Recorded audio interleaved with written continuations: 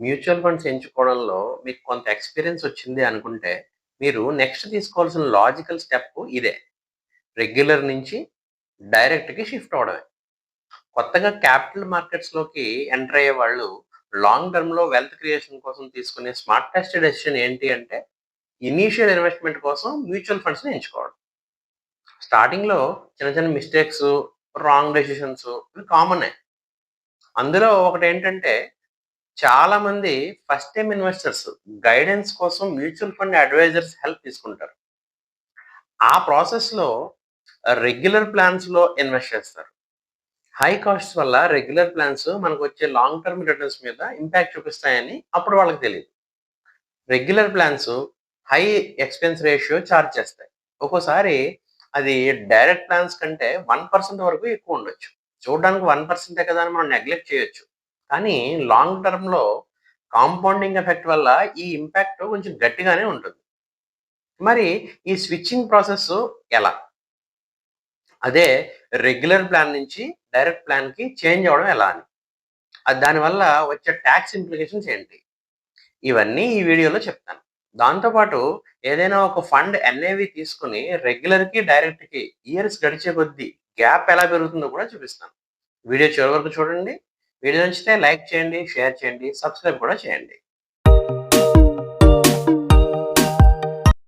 Mutual funds regular నుంచి డైరెక్ట్‌కి switch అవ్వాలంటే మీ దగ్గరున్న రెగ్యులర్ ప్లాన్ యూనిట్స్ అన్నీ రిడీమ్ చేయాల్సిందే.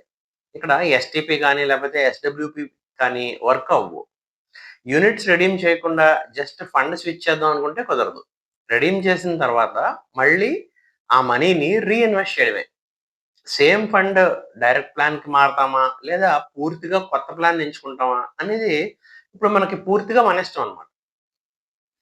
ఇలా రెడీమ్ చేయాల్సొస్తే మనం గుర్తుపెట్టుకోవాల్సిన 3 కీ పాయింట్స్ ఏంటో చెప్తాను. జాగ్రత్తగా గమనించండి. Lock in period. అంటే ఇప్పుడు టాక్స్ సేవింగ్స్ ఫండ్స్ లైక్ ఈఎల్ఎస్ఎస్‌లో చేశారనుకోండి 3 ఇయర్స్ లాక్ ఇన్ ఉంటుంది. అదే చిల్డ్రన్ ఫండ్స్ అనుకోండి 5 ఇయర్స్ లాక్ ఇన్ ఉంటుంది. అంటే ఈ లాగిన్ పీరియడ్ అయ్యేంత వరకు మీరు ఫండ్స్ రిడీమ్ చేయలేరన్నమాట. సో, అప్పుడు ఆ లాగిన్ పీరియడ్ అయ్యేంత వరకు వెయిట్ చేయాల్సిందే రిడెంప్షన్ చేయాలంటే. Next point exit load. Typically ఇది 1 ఇయర్ ఉంటుంది. ఇప్పుడు కొన్ని ఫండ్స్‌కి ఏంటంటే 15 డేస్ కూడా ఇస్తున్నారు. అంటే ఆ పర్చేజ్ డేట్ నుంచి ఆ 1 ఇయర్ లోపు గనక మనం రిడెంప్షన్ చేస్తే మనకి ఎగ్జిట్ లోడ్ పడుతుందన్నమాట. ఇంకా last point capital gain tax.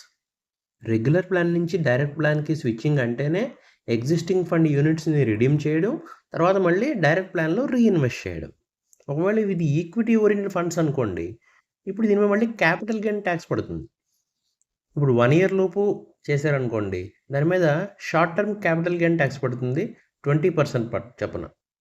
అదే 1 ఇయర్ తర్వాత మనం రిడీమ్ చేసామనుకోండి, దాని మీద బేసిక్ లిమిట్ 1.25 లాక్స్ కంటే ఎక్కువ ప్రాఫిట్ వస్తే దాని మీద ఎల్టీసీజీ పడుతుందనమాట. అంటే long term capital gain tax. ఇది 12.5%. మ్యూచువల్ ఫండ్స్ మీద టాక్సేషన్ గురించి నేను ఒక ఫుల్ వీడియో చేస్తాను. అందులో కంప్లీట్ డీటెయిల్స్ మీకు చెప్తాను.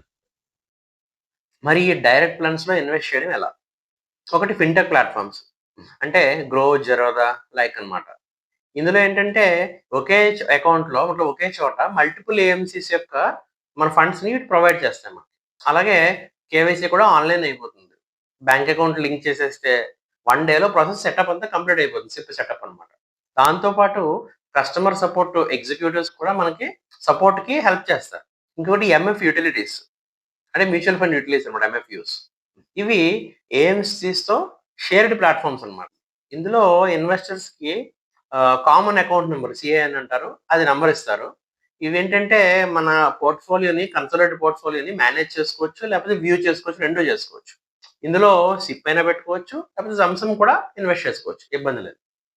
మూడోది ఏఎంసీ వెబ్‌సైట్స్. ఇవి ఆన్‌లైన్. ఇవి వన్ టైమ్ కేవైసీ చేసుకోవచ్చు. పాన్, ఆధార్, బ్యాంక్ అకౌంట్ ఇస్తే. ఇందులో ప్రాబ్లమ్ ఏంటంటే ఒక ఏఎంసీ ఓన్లీ ఆ ఏఎంసీ ఫండ్స్‌ని మాత్రమే మనకి అలౌ చేస్తుంది. వేరే ఏఎంసీ ఫండ్స్ కనుక మనం చేయాలనుకోండి, ఇన్వెస్ట్ చేయాలనుకోండి, మనం ఇందులో కుదరదు. మళ్ళీ ఆ ఏఎంసీలో సెపరేట్ అకౌంట్ ఓపెన్ చేసుకోవాలి. అది ఇందులో ఉన్న బ్యాక్‌డ్రాప్ అన్నమాట. మిగిలినదంతా పర్ఫెక్ట్‌గా ఉంటుంది. ఇంకొకటి ఆఫ్‌లైన్ ఇన్వెస్టింగ్. అంటే ఏఎంసీ యొక్క బ్రాంచ్ విజిట్ చేసి మన details pan, Aadhaar, bank details ఇచ్చుకొని మనం సిప్ ఫార్మ్ ఫిలప్ చేసుకొని మనం డైరెక్ట్ అని సెలెక్ట్ చేసుకుంటే మనం డైరెక్ట్ ఇన్వెస్ట్‌మెంట్ చేసుకోవచ్చనమాట డైరెక్ట్ ప్లాన్స్‌లో. ఇందులో ఏంటంటే వాళ్ళు పోర్ట్‌ఫోలియో నంబర్ మనకి ప్రొవైడ్ చేస్తారు. మన ఇన్వెస్ట్‌మెంట్స్‌ని ఏం పెట్టుకుంటామో అది ట్రాక్ చేసుకోవడానికనమాట. ఇలా డైరెక్ట్ ప్లాన్‌కి చేంజ్ అవ్వడానికి మెయిన్ రీజన్ ఏంటంటే ఎక్స్‌పెన్స్ రేషియోలో ఉన్న డిఫరెన్సే. డైరెక్ట్ ప్లాన్స్‌లో ఇంటర్మీడియేట్స్ ఉండవు. అందువల్ల మనకొచ్చే రిటర్న్స్‌లో చాలా పోర్షన్ మనం నష్టపోకుండా ఉంటామనమాట. మీకు ఈజీగా అర్థం అవ్వడానికి ఒక చిన్న ఎగ్జాంపుల్ చూద్దాం. సపోజ్ రెగ్యులర్ ప్లాన్‌కి, డైరెక్ట్ ప్లాన్‌కి ఎక్స్‌పెన్స్ రేషియోలో ఉన్న డిఫరెన్స్ 0.5% అని అస్యూమ్ చేసుకుందాం. అంటే రెగ్యులర్ ప్లాన్‌కి ఎక్స్‌పెన్స్ రేషియో 1.5% అయితే డైరెక్ట్ ప్లాన్‌కి 1%. ఇమాజిన్ మీరు ఒక మ్యూచువల్ ఫండ్‌లో మంత్లీ సిప్ ఏస్తున్నారు అనుకుందాం. మీ మంత్లీ కంట్రిబ్యూషన్ వచ్చి రూ. 10,000 per month. Expected returns 12% per annum. ఒక డ్యూరేషను ఒక 20 ఇయర్స్ ఏసుకోవచ్చు. క్యాలిక్యులేట్ చేసి చూస్తే రెగ్యులర్ ప్లాన్‌లో మీకు ఫైనల్‌గా వచ్చే కార్పస్ ఎంతో తెలుసా? అక్షరాల 86,00,000. 86 లాక్స్ అంటే మంచి డీల్ కదా! ఒకవేళ ఇదే ఇన్వెస్ట్‌మెంట్‌ని same amount, same returns, same time direct ప్లాన్‌లో ఏస్తే వచ్చేదెంత? 91,00,000. ఏది బెటర్ డీల్ అంటారు? డిఫరెన్స్ 5,00,000. డెఫినిట్‌గా డైరెక్ట్ ప్లానే కదా! ఈ డిఫరెన్స్‌కి కారణం ప్యూర్‌లీ ఎక్స్‌పెన్స్ రేషియోనే. ఇయర్స్ గడిచే కొద్దీ కాంపౌండింగ్ ఇంపాక్ట్ మీ సేవింగ్స్ మీదే పడుతుంది. అందుకే లాంగ్ టర్మ్ ఇన్వెస్టర్స్ యొక్క సుపీరియర్ చాయిస్ డైరెక్ట్ ప్లాన్సే.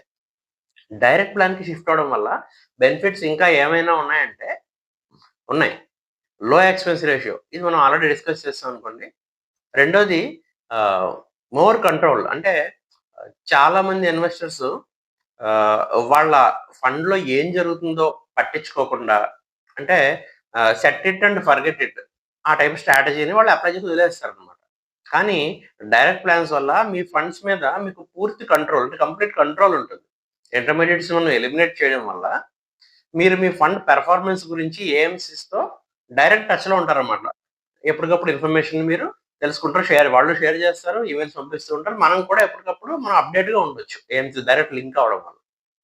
చివరగా మీరు నిజంగా డైరెక్ట్ ప్లాన్స్‌కి స్విచ్ చేయాలా? అలా స్విచ్ చేయాలంటే మీకు ఎక్స్‌పీరియన్స్‌తో పాటు కాన్ఫిడెన్స్ కూడా కావాలి. ఎందుకంటే మీ ఫండ్‌ని మీరే మేనేజ్ చేసుకుంటారు. అండ్ ఎక్కువ రిటైన్ చేసుకుంటారు. దీనివల్ల cost savings and higher returns. దీనివల్ల మీ టాక్స్ బిల్ పెరుగుతుంది. బట్ ఈ taxation problem liquid and debt ఫండ్స్‌కి వర్తించదు. Only equity funds and hybrid funds అంటే 65% కంటే ఎక్కువ పోర్షన్ ఈక్విటీస్‌లో ఇన్వెస్ట్ చేసామన్నమాట. హోల్డింగ్ పీరియడ్ 1 ఇయర్ దాటాక రిడీమ్ చేయండి. అందువల్ల ఎస్టీసీజీ మనమే పడకుండా ఉంటుంది. కానీ ఎల్టీసీజీ లిమిట్ మనకు 1.25 లాక్స్ కదా పెర్ యానమ్.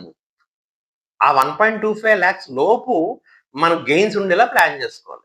ఇలా చేస్తే ఏంటంటే రిడెంప్షన్ మీద మనకి ఎల్టీసీజీ పడదు. ఇలాగా ఒక సంవత్సరం తర్వాత, ఒక సంవత్సరానికి కొంచెం, ఒక సంవత్సరానికి కొంచెం మీరు రిడీమ్ చేసుకుంటూ వెళ్ళి, ఆ వచ్చిన డబ్బులేంటంటే మీకు నచ్చిన డైరెక్ట్ ప్లాన్స్‌లో ఇన్వెస్ట్ చేసుకోవచ్చనమాట.